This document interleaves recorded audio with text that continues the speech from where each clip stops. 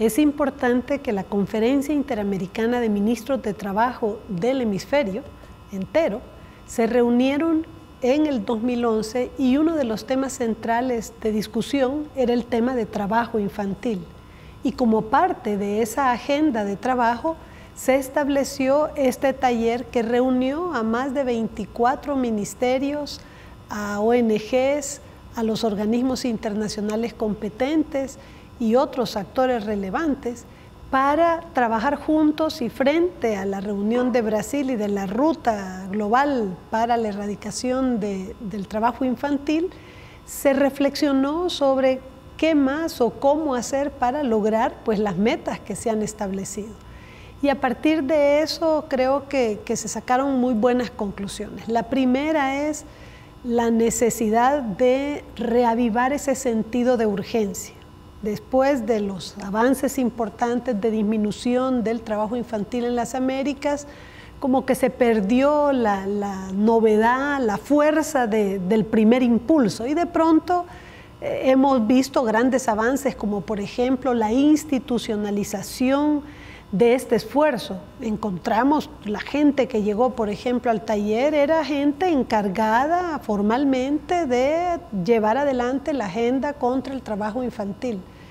Eso es un cambio importante en las Américas porque hay un ámbito institucional que se ha consolidado. También los consensos básicos sobre qué es lo que hay que hacer, la coordinación de esfuerzos, la corresponsabilidad del esfuerzo. En general no hay como muchas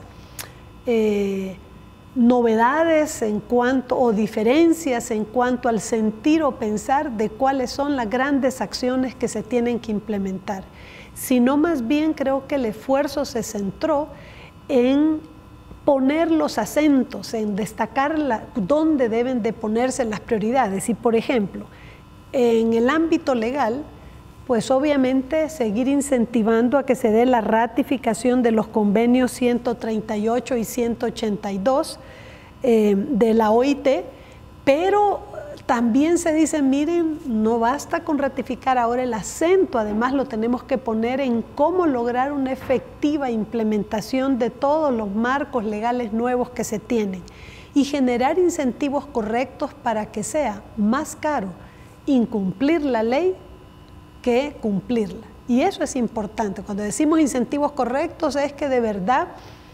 el empresario que se atreva a infringir esta norma en contra del trabajo infantil, que de verdad tenga una consecuencia que le tenga mayores costos. Y ahí se dieron recomendaciones muy precisas. También, por supuesto, la armonización de toda la normativa existente. Se habló la necesidad de identificar con mayor precisión qué tipo de sectores tienen mayor problema de trabajo infantil, a dónde se ubica territorialmente, como para poder enfocarse y tratar de llegar efectivamente a esos lugares donde el trabajo infantil es mayoritario. De la misma manera se habló no solo de afinar el diagnóstico, sino de acompañar con indicadores, hacer verdaderamente el monitoreo y evaluación del impacto que las acciones contra el trabajo infantil están teniendo. Y luego incluso si se está dando el resarcimiento de derechos, que eso es importante, saber que el trabajo infantil no es un tema de caridad, es un tema de que los niños tienen derechos y que el primer derecho que tienen es de ser niños, de disfrutar lo propio de los niños, que es estar en las escuelas y no en la calle como todavía muchos niños en nuestra América viven. También en este mismo ámbito creo que fue muy importante decir que sí es cierto de que uno de los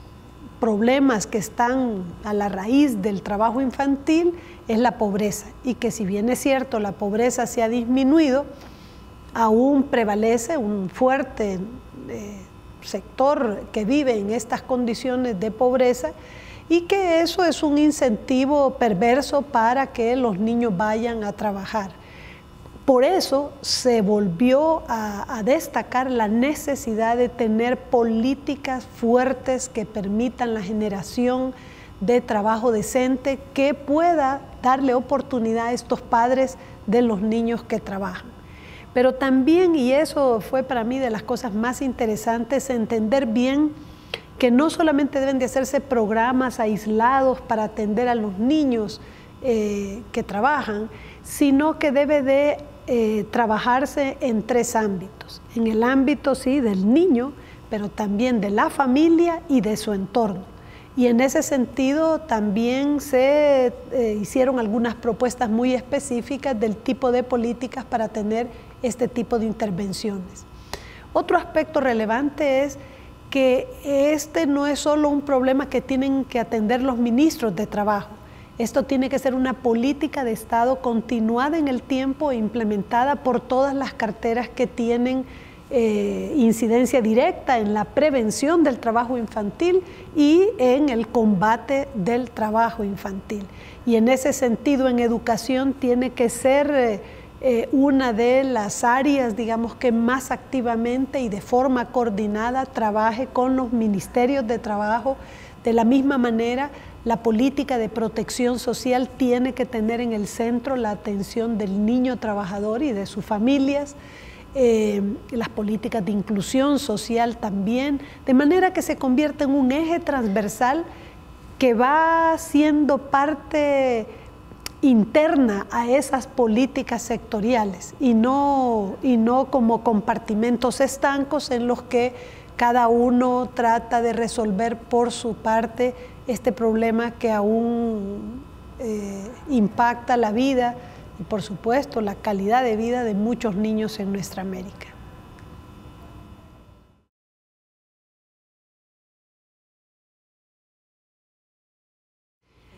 Este es uno, creo yo, de los factores claves de éxito. El hecho de poder lograr, consolidar, como ahora con Telefónica, este evento al que nos convocó organismos internacionales, gobiernos y sociedad civil, es importante porque genera sinergias y los pequeños o grandes esfuerzos que estén haciendo cada uno de los actores se multiplican, no se suman, sino que se multiplican cuando se ponen todos en la misma sintonía y tratan de complementarse en el camino.